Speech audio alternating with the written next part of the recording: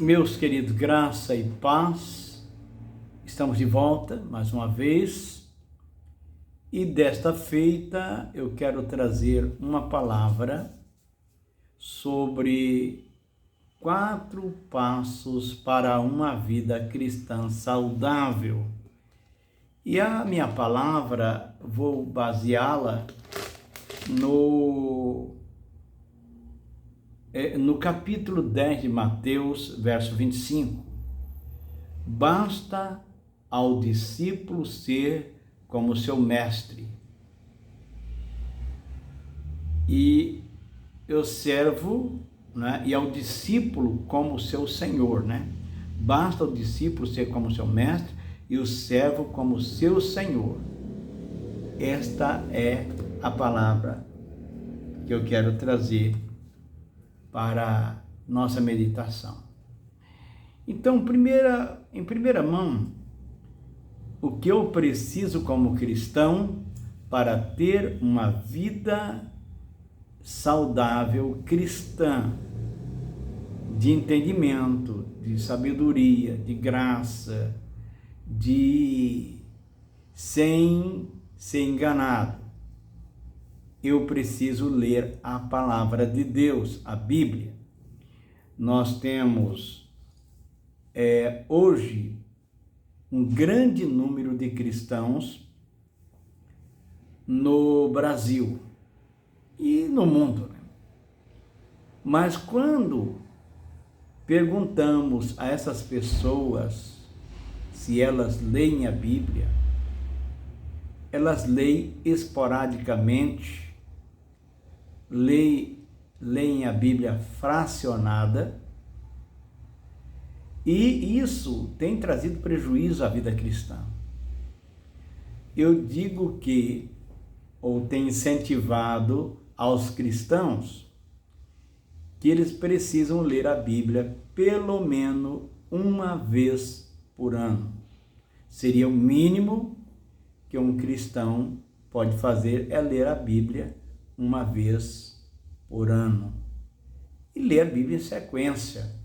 Se você nunca leu a Bíblia, você deve começar no Novo Testamento e depois ler o Velho Testamento. E pegar o hábito de todo ano ler a Bíblia completa. Todo crente deveria fazer isso, mas eu converso com pessoas que têm 10 anos, 15, 20 anos de crente. E quando eu pergunto a eles se já leram a Bíblia toda, a resposta sempre é nunca. Lá, uma vez ou outra, eu encontro uma pessoa que leu a Bíblia uma vez na vida. Eu costumo brincar com essas pessoas dizendo: você é um espécime em extinção. Isso nunca deveria acontecer com um cristão, que ele termine o ano sem ler a Bíblia toda. Se você crê que a Bíblia é a palavra de Deus, como muitos afirmam dizer que é, como não há um interesse de conhecer o que Deus deixou neste livro para nos instruir? Não consigo entender isso. Portanto, fica aqui esse desafio a você como cristão. Segundo, uma vida de oração. As pessoas oram muito pouco. Hoje, se ajuntarmos a oração de muitos cristãos, da hora que ele se levanta até a hora que ele se deita, é provável que não dá 30 minutos de oração. Como é que você vai ter uma vida saudável, uma vida cheia do Espírito Santo, sem comunhão com Deus, sem orar, né? Jesus ia para o monte e passava a noite em oração. Quando ele estava com os discípulos lá no Getsemane, e que ele 3 vezes foi orar e voltou, e encontrou os discípulos dormindo, ele fez uma pergunta a Pedro: então não pudeste vigiar em oração comigo nem uma hora? Essa pergunta, ela sempre mexeu comigo, desde o início da minha vida cristã. Eu sempre fiquei pensando que essa palavra de Cristo quer dizer que o tempo mínimo que um crente deve orar por dia é de 1 hora. Eu entendo isso, porque ele perguntou: então não pudeste orar nem 1 hora? No entanto, muitos cristãos não têm levado isso a sério. É importante que o crente aprenda a orar e ter comunhão com Deus. A oração, você fala com Deus. Na Bíblia, Deus fala com você. E, em terceiro lugar, uma vida de jejum. Antigamente, os crentes oravam muito mais. Antigamente, os crentes chegavam na igreja, eles iam dobrando o joelho. Todos que iam chegando iam dobrando o joelho.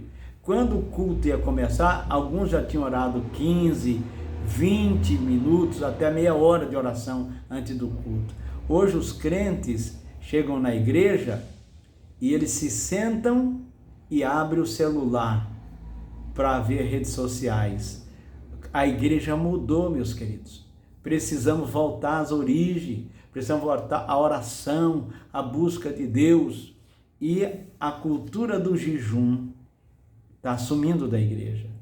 Se fala muito em festa, em come e bebe, mas jejum, os crentes estão perdendo o hábito do jejum, de orar. A igreja primitiva orava 2 dias na semana, na quarta e na sexta-feira. Wesley orava esses 2 dias.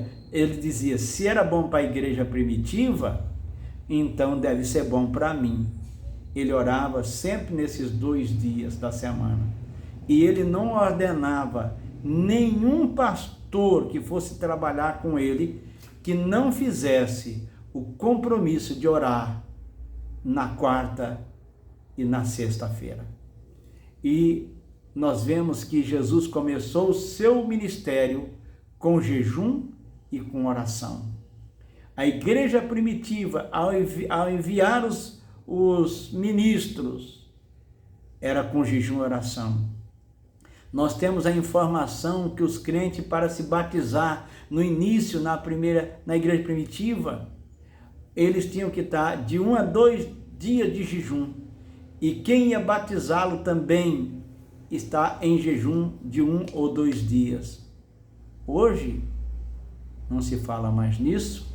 Estamos perdendo o hábito de jejuar e orar, que é um hábito saudável.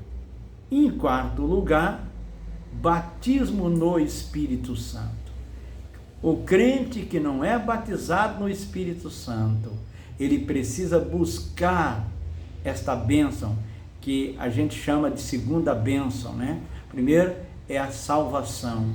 Quando você é salvo, você já tem o Espírito Santo, mas você precisa ser revestido, como os discípulos.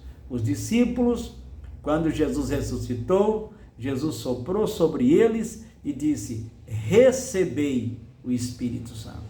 O que mostra que eles, como seguidores de Jesus, que fizeram cura, expulsaram os demônios, né?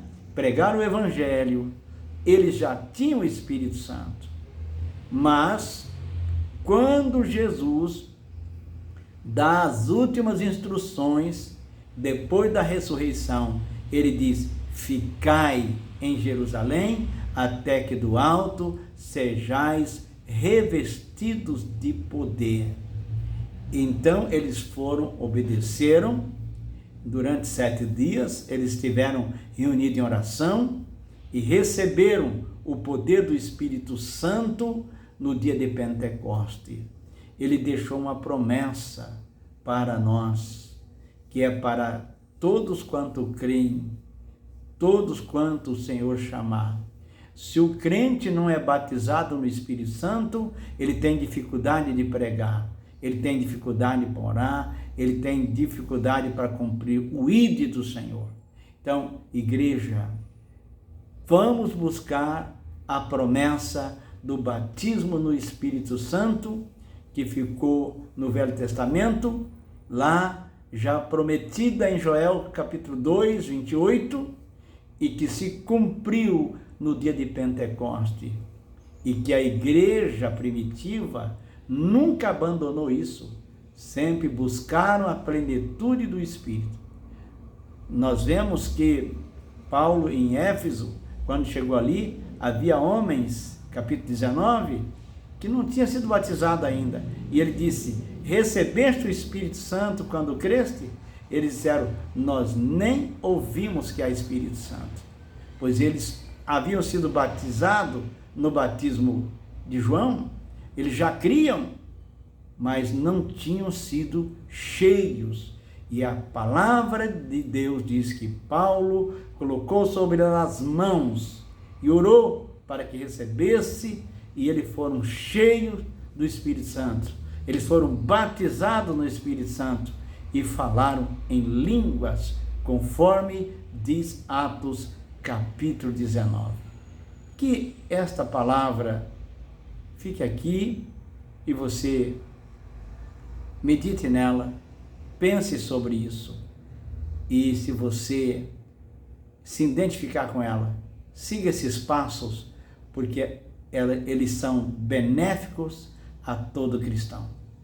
Todo cristão que lê a Bíblia, todo cristão que tem uma vida de oração, todo cristão que tem uma vida de jejum, e todo cristão que é batizado no Espírito Santo, certamente estará munido das ferramentas para fazer a obra de Deus. Deus abençoe, em nome de Jesus.